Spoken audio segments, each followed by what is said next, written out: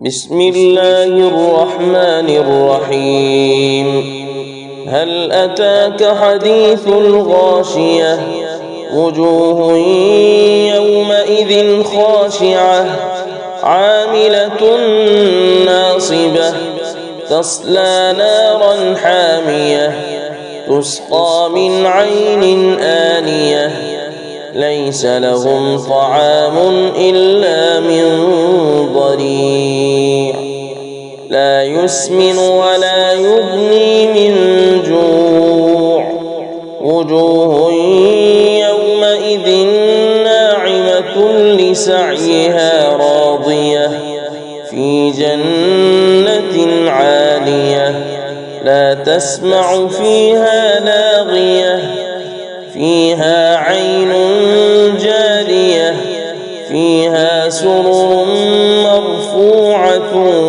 وأكواب موضوعة ونمارق مصفوفة وزرابي مبثوثة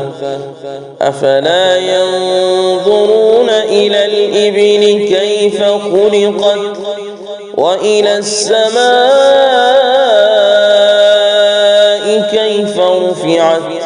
وإلى الجبال كيف نصبت وإلى الأرض كيف سطحت فذكر إنما أنت مذكر لست عليهم بمسيطر إلا من تولى وكفر فيعذبه الله العذاب الأكبر إن إلينا